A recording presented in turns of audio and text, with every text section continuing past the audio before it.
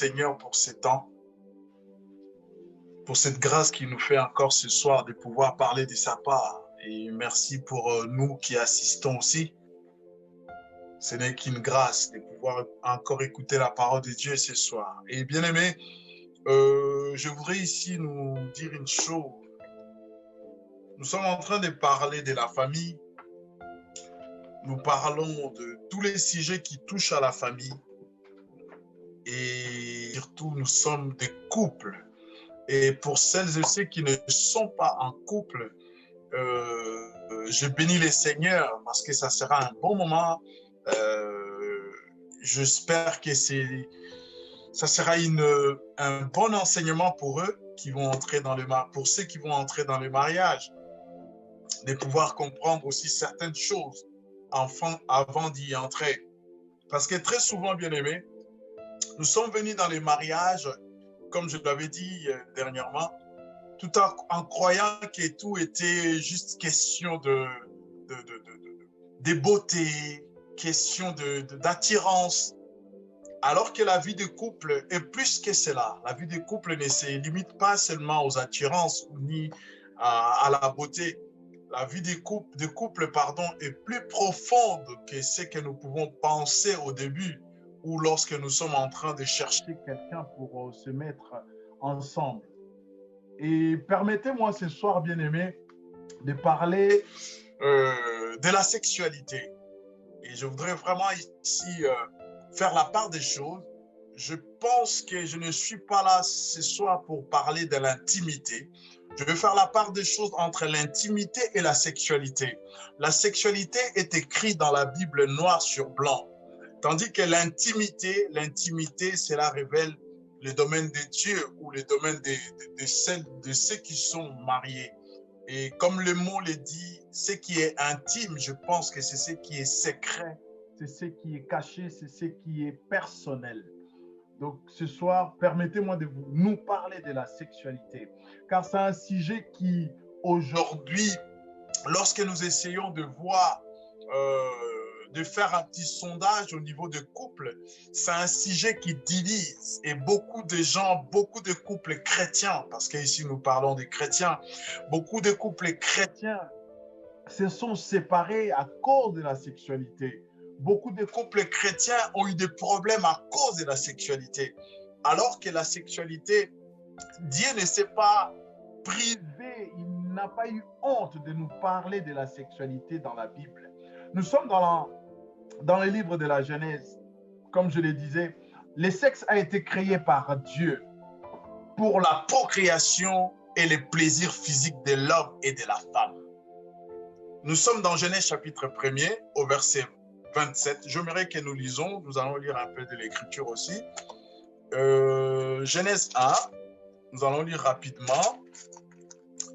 La Bible dit,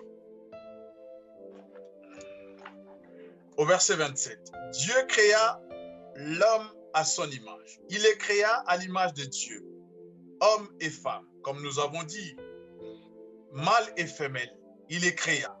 Dieu les bénit et leur dit, soyez féconds, multipliez-vous, remplissez la terre et soumettez-la. Je m'arrête là, bien-aimé. Lorsque nous sommes dans cette configuration, nous voyons que la volonté de Dieu, le premier commandement que Dieu donne à l'homme, c'est d'être fécond. Et je ne vois pas une autre manière d'être fécond si ce n'est pas par la sexualité. Et loin de moi, et je m'oppose à cette pensée qui fait croire comme quoi la sexualité est le premier péché que l'homme a commis. Ce n'est qu'un mensonge. Lorsque nous voyons ces versets et que nous sommes dans cette configuration, nous pouvons tous dire qu'il n'y a pas d'autre moyen de se procréer si ce n'est par une relation sexuelle. Et Dieu a dit à l'homme et à la femme, soyez féconds, c'est-à-dire accouplez-vous. Et dans ce que Dieu dit à l'homme et à la femme, c'est un ordre, c'est une recommandation. Dieu n'a pas dit ces choses à l'homme lorsque l'homme était seul. Dieu l'a dit quand il les a créés. Et en quelque sorte, pas en quelque sorte, mais lorsque nous sommes dans les épîtres, où la Bible dit dans les épîtres des Corinthiens, excusez-moi, la Bible dit, celui qui s'accouple avec une prostituée devient une chair, une seule chair avec elle. C'est vraiment spirituel. nous voyons la spiritualité parce que Ici, nous sommes dans la création et non dans la formation. Dieu a dit à ces mâles et à cette femelle qu'il avait créé. Soyez féconds, accouplez-vous pour multiplier la terre, pour créer d'autres personnes qui seront à mon image. Et la seule façon de se reproduire, c'est par les moyens de la sexualité. Par les moyens de la sexualité, je disais. Donc, c'est une hérésie de dire que le premier péché est un péché sexuel. Ça n'a rien à voir. Et je disais, la sexualité est un sentiment de désir partagé. Elle n'est pas le fait de se trouver au lit l'un dans le bras de l'autre. Aujourd'hui, beaucoup d'hommes et de femmes pensent que la sexualité dans le couple est le lieu d'assouvir leurs fantasmes. C'est là où est le problème. Nous sommes dans la recommandation du Seigneur. C'est un ordre qui est donné de s'accoupler. Et cet ordre commence du moment où l'homme a une femme, du moment où l'homme se met en mariage, en couple avec une femme. Et nous voyons que l'homme n'est plus seul et la femme n'est plus seule non plus. Donc, voilà, j'ai dit, la sexualité n'est pas un sentiment de désir personnel. Elle n'est pas non plus le fait de se trouver au lit, l'un dans les bras de l'autre. Ça, c'est autre chose. La sexualité, dans un premier temps, est un esprit spirituel. C'est spirituel, c'est Dieu qui l'a institué. Et dans la sexualité, il y a des transferts qui se font. Dans la sexualité, on peut arranger un conflit. Dans la sexualité, on peut pardonner. Dans la sexualité, on peut s'apaiser. Dans la sexualité, voire même on peut guérir. Et lorsque l'homme, lorsqu'une femme, lorsque dans le couple, on ne tient pas compte de ces choses, bien aimé, on est mal parti. On est mal parti, pourquoi? Parce qu'on n'a pas compris. Très souvent, bien aimé, les gens se mettent ensemble, ils se croisent quelque part, et du coup, ils partagent les sentiments, ils se retrouvent au lit, après, bon, ils se mettent dans les liens du mariage, sans pour autant connaître en profondeur cette relation, la sexualité qu'ils doivent avoir. La sexualité, je donne un exemple, même de nos chrétiens ou des chrétiens qui ont eu à se connaître avant le mariage. La sexualité, ce n'est pas ça. Ce n'est pas ça. Même lorsque les jeunes gens, les jeunes filles sont dans la rue en train de copiner, je ne sais pas, ce n'est pas ça la sexualité. Dans le couple, c'est autre chose. Dans le couple, nous sommes dans le cadre du mariage. Et lorsque nous sommes dans le cadre du mariage, il y a la main de Dieu. Il y a la présence de Dieu. Et nous n'en tenons pas compte.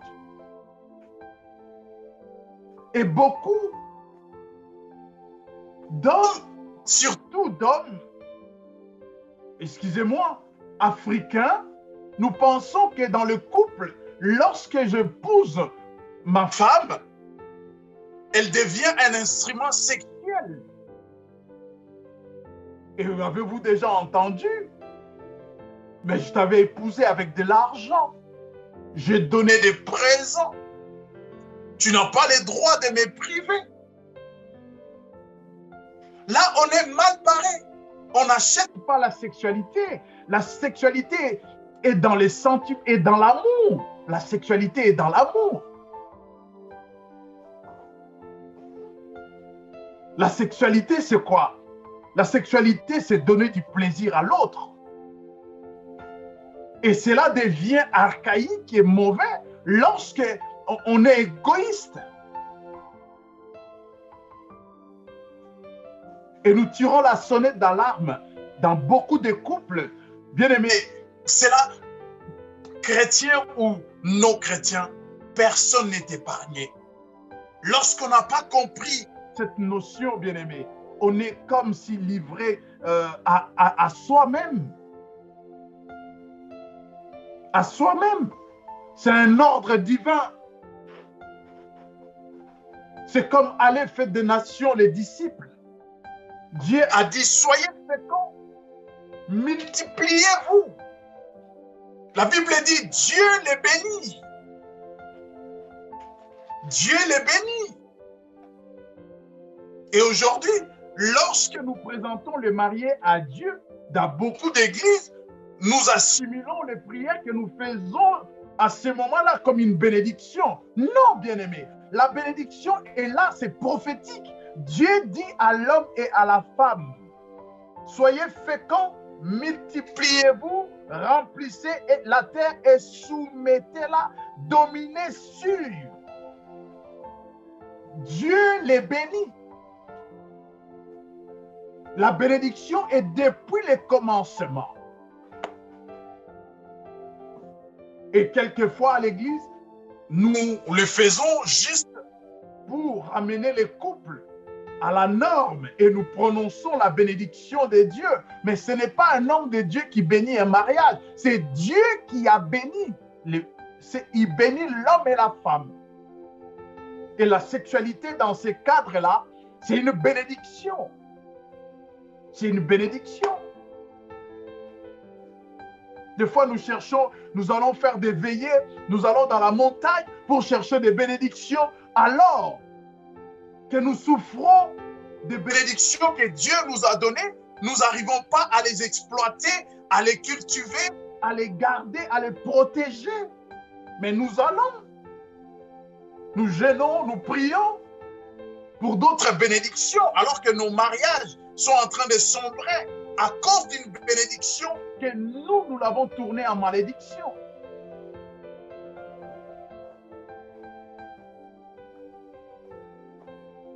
La sexualité dans les couples doit se parler. On doit se parler, bien-aimés. Je l'ai dit, on parle de la sexualité dès qu'on commence à se connaître, à se fréquenter, si vous voulez. On doit connaître. Le premier jour que nous nous sommes, vous vous mettez ensemble, il faut parler de la sexualité. Et aujourd'hui, le diable est en train de dérouter les vrais sujets. Il nous amène à parler de l'intimité au lieu de la sexualité. Il n'y a pas de tabou à parler de la sexualité. Il n'y a pas de tabou.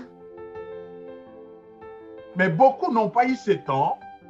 Ils se sont retrouvés dans le mariage et la vie a continué. Ils n'ont pas eu le temps. Ils se sont basés sur les sentiments du moment, les coups de foudre, la beauté du moment. Mais je voulais vous dire une chose. Dans le mariage, on vieillit.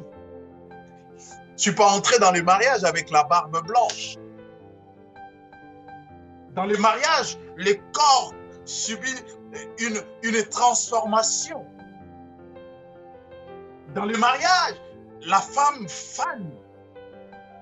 L'homme chante. Dans le mariage, l'homme se fatigue. La femme se fatigue. Dans le mariage, il arrive des moments où on n'a pas le temps. On n'a pas la force. On ne peut rien. On s'est occupé des enfants. J'ai fait du gros... j'ai fait beaucoup de travail aujourd'hui. J'étais trop pris. Et la sexualité, bien aimé, il faut en parler. La sexualité, ce n'est pas dans les lits. La sexualité, c'est un sentiment qui découle du cœur.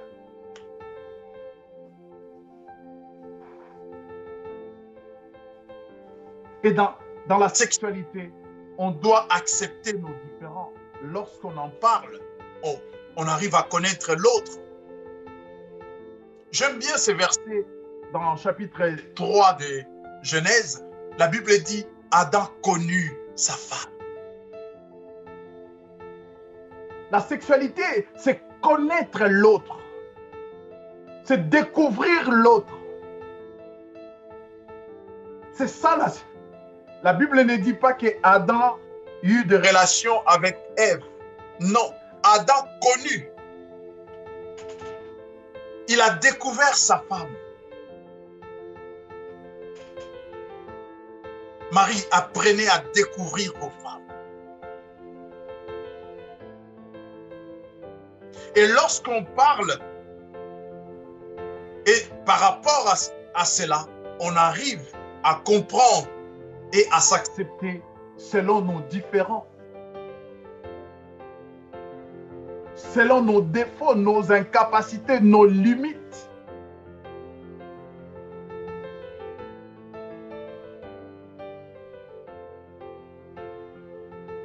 Nous sommes entrés dans les mariages avec des mauvaises conceptions, avec des mauvaises idées, et nous évoluons avec. Et les jours où ça ne marche pas, l'un se retrouve à gauche, l'autre à droite. Il n'y a pas de tabou de parler de cela. Si vous n'avez pas eu ce temps, rien n'est encore trop tard. Prenez le temps d'en parler. Avouez vos défauts. Dans la sexualité, il faudrait que l'homme et la femme acceptent qu'ils sont différents l'un de l'autre. On n'a pas les mêmes désirs. On n'aime pas la même chose. Et c'est lorsqu'on parle, c'est là où on se connaît. C'est là où on saura comment s'y prendre. Mais vous, non, comme des animaux, comme ça, non, nous, pas vous, nous. Non, on entre comme ça et après, quand ça ne marche pas, oh non, ce n'était pas la volonté de Dieu. Quel est Dieu? Quel Dieu parle-t-on? Quel Dieu parle-t-on? Un exemple. Vous verrez que dans la sexualité ou dans la nature de l'homme, l'homme est beaucoup plus dans le visuel. Voilà pourquoi même, lorsque Jésus fera une remarque ou une interpellation aux hommes, il dira, celui qui regarde une femme, il ne parle pas aux femmes, il parle aux hommes, parce que l'homme est beaucoup plus mécanique, il est beaucoup plus dans le visuel. L'homme, il suffit de voir et voilà, son corps réagit. Il faut que la femme accepte cela, que l'homme est visuel. Et l'homme doit accepter que la femme est beaucoup plus dans l'émotion. La femme est émotionnelle. Aujourd'hui, beaucoup d'hommes regrettent leur mariage. Je ne sais même pas s'ils regrettent, mais beaucoup d'hommes ont cassé leur mariage juste parce qu'ils n'ont pas compris ces choses. Ah, j'avais payé mon argent, non? Non. Non, bien-aimé, la Bible dit, Marie, aimez vos femmes. Et je l'ai dit, lorsqu'il y a l'amour, la docilité ne peut que suivre. La docilité ne peut que suivre. La femme est accessible lorsqu'elle sent qu'elle est aimée, lorsqu'elle sent que son mari l'aime, lorsque l'atmosphère est bonne, lorsque la relation est bonne, lorsque l'échange est bon, lorsque les choses vont bien.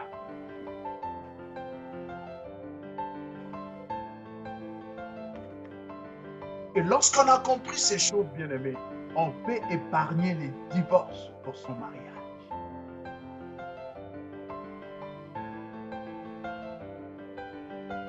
Et beaucoup sont devenus accros au sexe,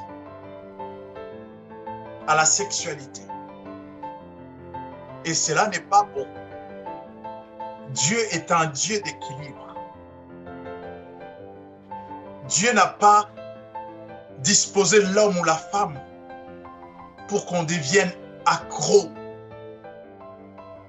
La sexualité dans le couple, je l'ai dit, c'est un sentiment de partage. C'est un moment de communion. C'est un moment de transfert. Mais non, nous précipitons même lorsqu'il n'y a pas d'attente. Même lorsque les choses vont mal. Et quand l'un refuse, allez l'autre. Mais tu vas tuer quelqu'un. Attends. Dieu veut que ces choses se passent dans l'ordre, dans la paix. Dieu est un Dieu de paix. Et quand il y a la paix, tout peut bien se passer. Et Dieu ne veut pas que nous soyons accros. Je dis, ces choses se parlent. Il y en a certains qui sont arrivés dans le foyer, dans les mariages. Quand ils sont arrivés dans les mariages, peut-être qu'ils avaient pris une semaine, un mois. Peut-être que l'homme ou la femme, l'un d'eux ne travaillait pas. Ils avaient tout le temps. Ils avaient tout le temps de se rencontrer dans la sexualité. Lorsqu'ils sont entrés dans les mariages, ils étaient jeunes.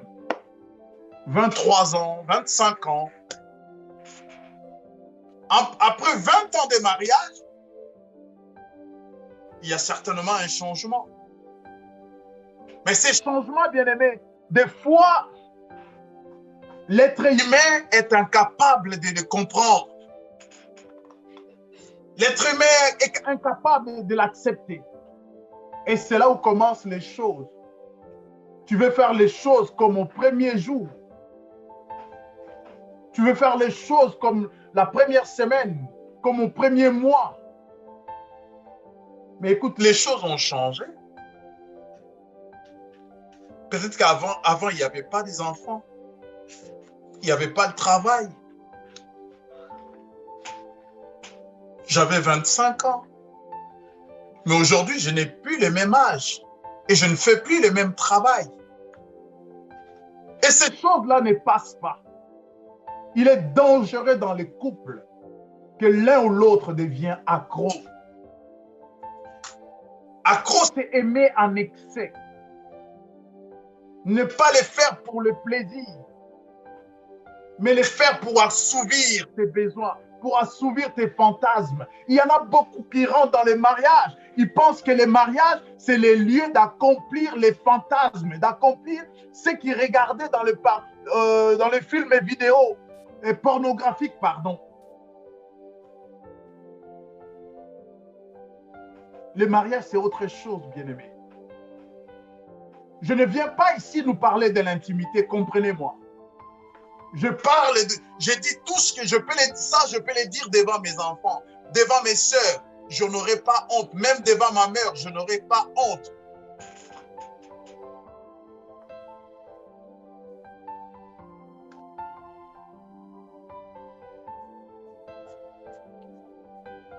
Et d'abord,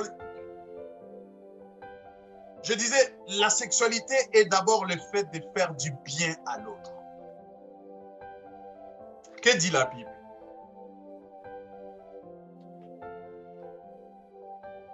J'aimerais que nous lisions cela. 1 Corinthiens chapitre 7.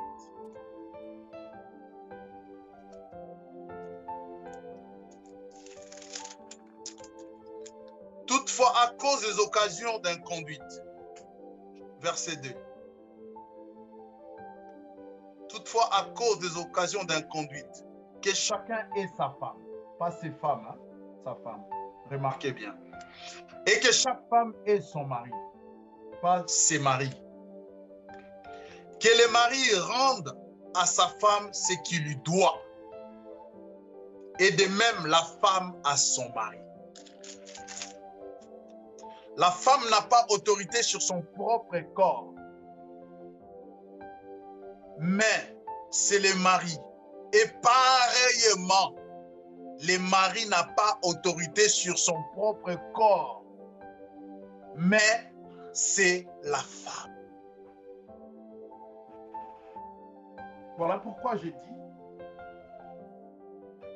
la sexualité, ce n'est pas le fait de se faire plaisir soi-même. La sexualité est le fait de faire du bien à l'autre, de satisfaire l'autre. Celle qui s'offre à toi, celui qui s'offre à toi, il vient, elle vient pour que tu lui fasses du bien. La sexualité ne se passe pas dans la brutalité. Il ne se passe pas dans la mésentente. Ni dans des incompréhensions. Paul dit, à cause des inconduites, pour ne pas que l'homme aille voir ailleurs, pour ne pas que la femme aille voir ailleurs, nous devions nous armer de cette notion que moi, étant qu'homme, mon corps ne m'appartient pas. Mais très souvent, l'homme prend autorité sur la femme pour dire seulement à la femme comme quoi son corps ne lui appartient pas. Lui, il a le droit de dire non. Mais la femme n'a pas le droit de dire non. Ne vous privez pas.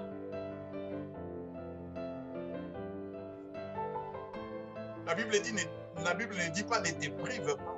Ne vous privez pas.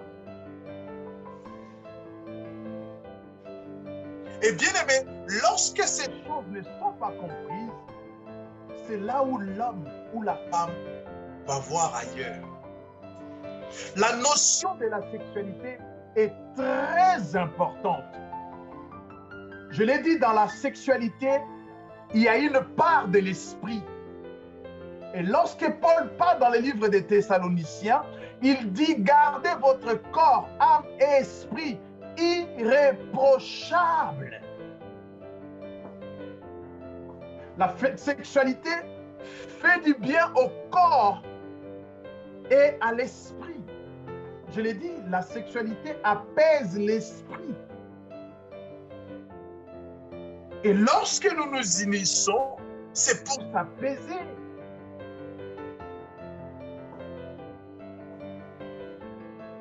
C'est pour communier. Ce n'est pas un acte solitaire. Je voulais dire à quelqu'un, à chaque fois que tu vas vers l'autre et que l'autre n'est pas disposé, quoique tu es en train de te masturber, c'est un plaisir partagé. C'est un plaisir exquis. Je ne sais pas, mais attendez. Comprenons ces choses. C'est un plaisir. N'avez-vous pas entendu parler du plaisir sexuel? Est-ce que lorsque tu le fais pour toi ou pour l'autre? Si tu le fais pour toi, oui, amen. Mais tu es un égoïste. Tu es un égoïste. Aujourd'hui, beaucoup de couples sont en proie parce que, dès le départ, ils n'ont pas eu le temps de parler sincèrement de leur vie sexuelle.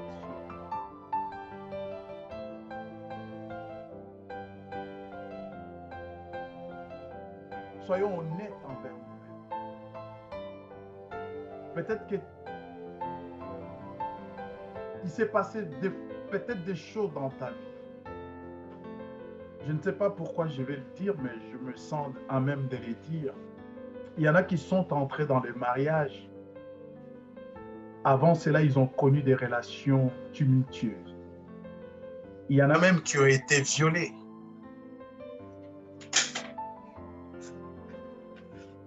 Et ils n'ont pas travaillé cela. Et psychologiquement, ils sont bloqués dans leur tête. Il y en a aussi certains hommes ont été déçus par une expérience et ils sont entrés comme ça dans le mariage. Il y en a aussi qui ont été initiés par des mauvaises pratiques et ils sont entrés dans le mariage croyant que ça devrait se passer comme. Je voudrais dire à quelqu'un, peut-être que tu auras l'opportunité de suivre ce message. Si tu avais été violé avant d'entrer dans le mariage, je voudrais te dire une chose. Dieu est capable d'effacer toute trace de viol. Que ce soit sur le plan psychologique, que ce soit sur le plan physique ou moral. Ne gâche pas ton mariage pour ton passé. Laisse le Seigneur agir. Il sait faire toutes choses nouvelles en son temps. Dieu aime ton couple. À chaque fois que ton mari vient vers toi, ces images reviennent dans ta tête. Et je voudrais te dire ce soir, c'est le diable. C'est le diable. Moi, je n'aime pas l'habitude de demander aux gens d'aller voir les hommes. Non. Le premier homme de Dieu que je t'envoie voir, c'est Jésus de Nazareth. C'est lui qui est omniprésent. Entre dans ta chambre. Pardonne à la personne. Libère-la dans ton cœur. Et dis, Seigneur, à partir d'aujourd'hui, que mon mariage commence. Que je ne considère pas mon homme, mon mari, à l'image de ce que j'ai vécu. Tu verras, les choses vont changer. Et à toi, cet homme qui pense que le mariage est un lieu d'assouvir les fantasmes, je voudrais te dire une chose. Le mariage, c'est pas cela. Entre dans ta chambre. Prie le Dieu du ciel qu'il enlève cette image que tu as de la femme. La femme n'est pas un objet. Aimes-tu ta femme? Tu lui as déjà dit je t'aime? Tu lui as déjà parlé de tes fantasmes? Quelle était sa réponse? Dieu peut te transformer si tu le veux. Parce que l'un ou l'autre pense que la pornographie se pratique dans le mariage, surtout dans la culture africaine ou la culture où on paye une dot. J'ai le droit, je payais mon argent. Non, bien-aimé, tu n'as pas acheté un amour. On n'achète pas l'amour. L'amour se pratique, l'amour se donne. L'amour, c'est un sentiment. On ne l'achète pas. Il y a des mariages qui se sont cassés les jours du mariage, les jours de la cérémonie nuptiale. On n'achète pas ces choses.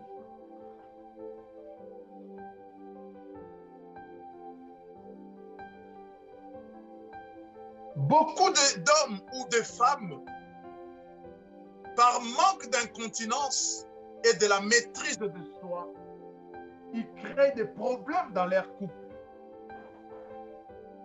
Hommes, femmes de Dieu, on doit avoir de la maîtrise, de la continence. On doit savoir s'abstenir des fois.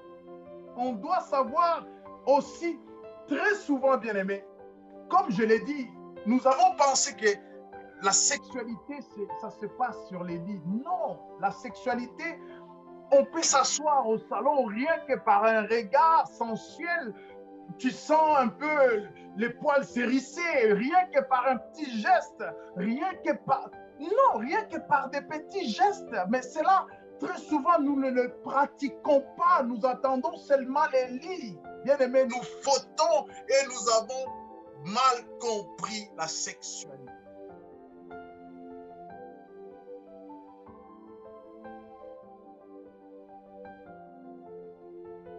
Chez vous, il n'y a pas de moments coquins. Il n'y en a pas. L'homme n'est pas galant, la femme, voilà, on ne se calcule pas. Comme des lions, quoi. C'est la loi du plus fort. Ce n'est pas bien. Ce n'est pas bien. Peut-être que vous étiez bien. Mais aujourd'hui, les choses ne vont plus. Les choses ne marchent pas comme telles. Qu'est-ce qui s'est passé? Qu'est-ce qui s'est passé? Manque d'incontinence. Manque d'incontinence.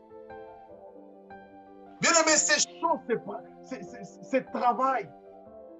Ces choses, c'est travail. Tu dois travailler ta personnalité. Tu dois travailler ta personnalité, bien-aimé. J'ai connu un homme, mais ce monsieur, c'était insupportable. Mais c'est vrai. Je voudrais dire à quelqu'un, le mariage n'est pas un lieu où tu viens mettre fin à la masturbation, à la pornographie, ou à ta vie un peu dévergondée. Ce n'est pas dans les mariages. La vie du mariage, c'est une vie disciplinée. Et lorsqu'on entre dans les mariages, on sait pourquoi on est dans les mariages. Cet homme, il avait une femme. Mais à chaque fois, il sortait, il allait juste 2 heures après pour aller chez les prostituées. Mais il avait une femme à la maison. Et les choses s'est passées aussi bien.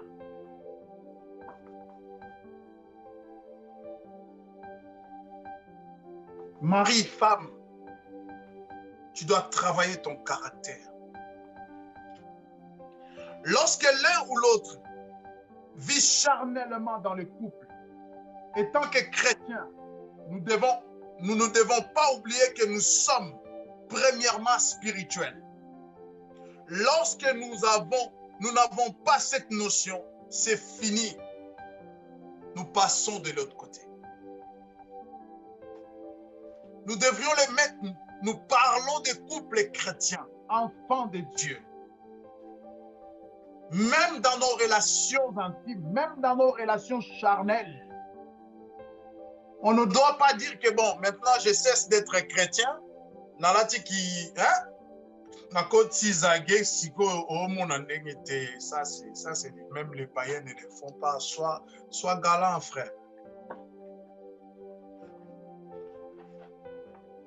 On doit être spirituel. Lorsqu'on a perdu cette notion, bien aimé, on vit comme des animaux. On vit comme les animaux. Toi, bien aimé, enfant de Dieu, accro au sexe, accro à la sexualité. On ne peut pas te dire non. Si on te dit non, tu fais des menaces. Si on te dit non, tu veux te victimiser. Ah, tu veux que j'aille voir ailleurs? Hein, moi. Non, le problème n'est pas que tu ailles voir ailleurs. Bien aimé, mettons-nous dans cette configuration où la femme est indisponible. Tu fais quoi? Tu vas aller voir ailleurs. Ça peut y arriver. Tu pars au pays tout seul. Tu pars en voyage tout seul. Ta femme part et te laisse. Elle te laisse. Tu restes seul. Tu fais quoi?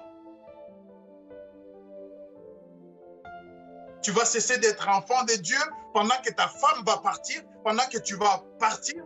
Tu cesses d'être enfant. Non, on est enfant de Dieu ou on ne l'est pas. Être enfant de Dieu, c'est notre nature.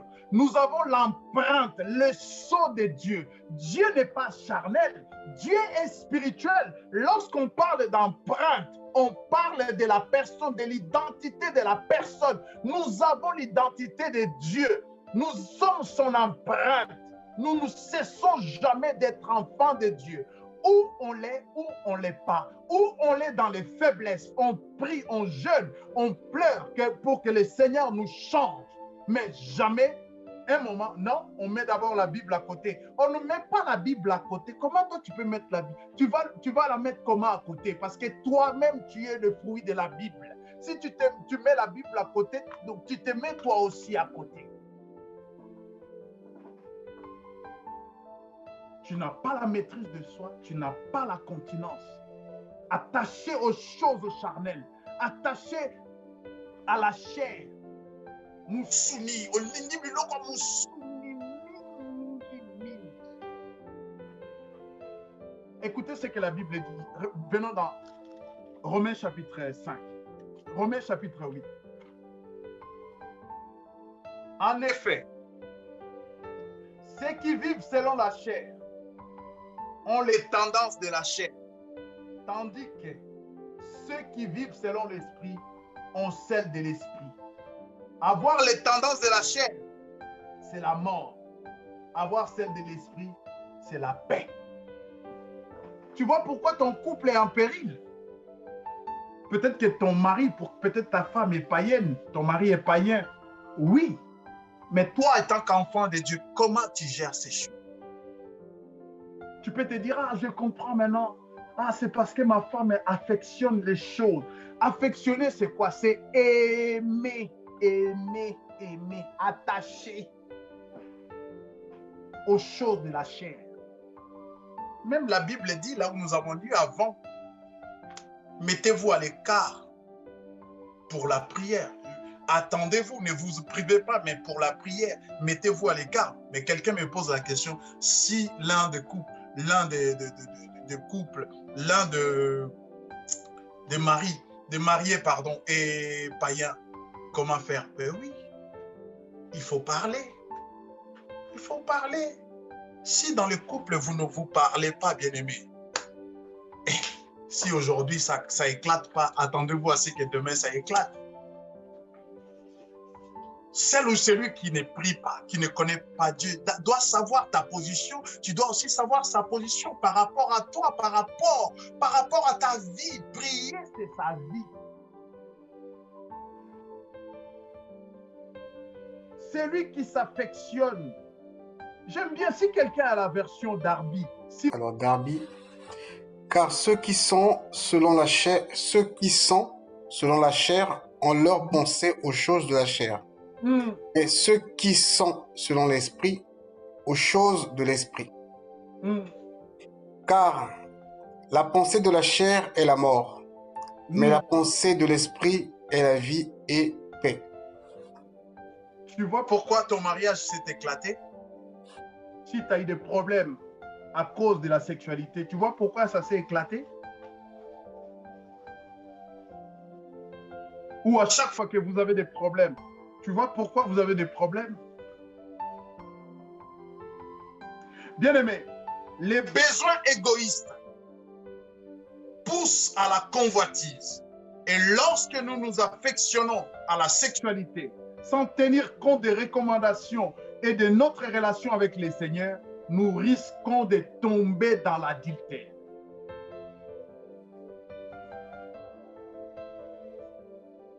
lorsque nous l'aimons, même notre partenaire dort, est fatigué, prends garde de tomber. Prends garde de tomber. La sexualité, Ça se parle. Prenez le temps de discuter, de parler. Parler, parler, parler, parler, parler. Et beaucoup d'hommes aussi, nous les hommes, nous n'acceptons pas. Nous avons des difficultés à accepter cette mutation hormonale.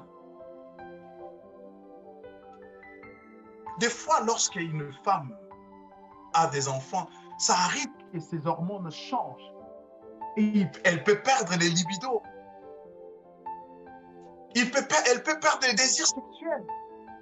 Mais nous ne comprenons pas. Je l'ai dit de moi-même aussi. Je l'ai dit, je ne monte pas du doigt, je dis de moi. Et lorsqu'on n'a pas compris, bien-aimé, on peut en faire tout un problème. Voilà pourquoi je dis, il faut parler. Il faut se comprendre. Il faut comprendre, oui, c'est bon.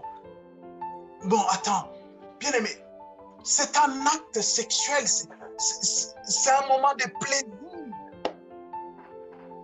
C'est un moment de plaisir. Comment tu peux te faire plaisir pendant que la personne qui te donne les beignets a le visage fermé? Comment tu peux manger ces beignets avec plaisir? La personne qui te donne des beignets est en train de typer. Comment tu peux manger, avaler ça bien?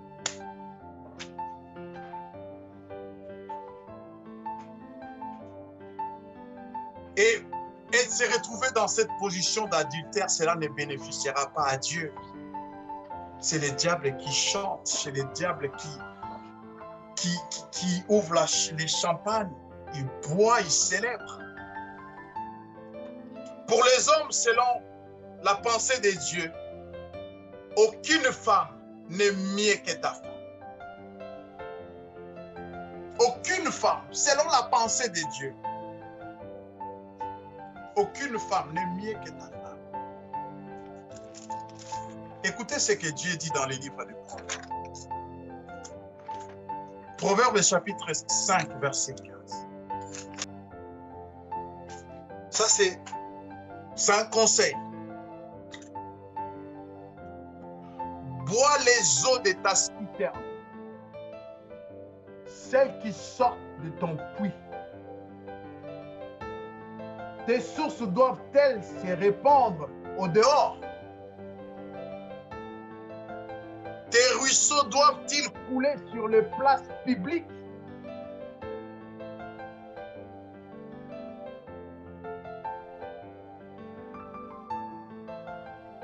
Qu'il soit pour toi seul et non pour des étrangers avec toi.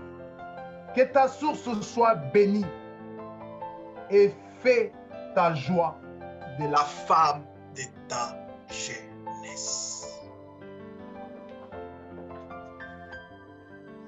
Vous voulez que je fasse des commentaires?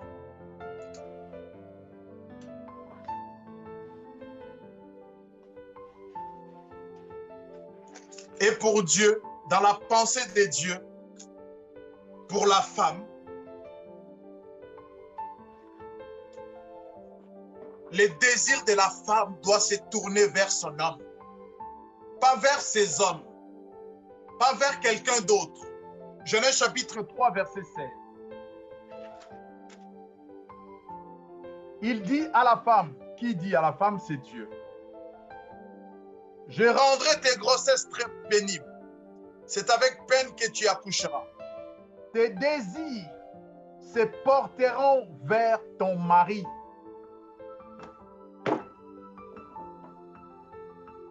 Tes désirs, femme, se porteront vers ton mari. Et Marie, prends plaisir à la femme de ta jeunesse. Bois à ta source. Et ne partage pas ta source. Ne livre pas ta source à la place publique. Église de Dieu, femmes, hommes de Dieu, frères et sœurs, Dieu chérit le mariage. Et il sait en prendre soin. Dieu est jaloux du mariage. Les seuls mécanismes, la seule usine qui reproduit les hommes et les femmes à l'image de Dieu, c'est dans le couple, c'est dans le mariage. Et Dieu veille sur le mariage. Père, je te prie dans le nom de Jésus. Bénis toute personne qui aura la grâce et l'opportunité d'écouter ces messages. Papa, je voudrais te recommander toute personne, tous les couples qui sont dans des difficultés à cause de la sexualité. Ô Père des grâces, que la paix du Seigneur, que le Saint-Esprit de Dieu apporte la paix du Seigneur dans les cœurs. Père des grâces et d'amour, pour tous les couples qui veulent se séparer à cause de ces choses. Seigneur, je recommande ta grâce et je demande, Seigneur, que ton onction qui réconcilie les cœurs se manifeste au nom de Jésus.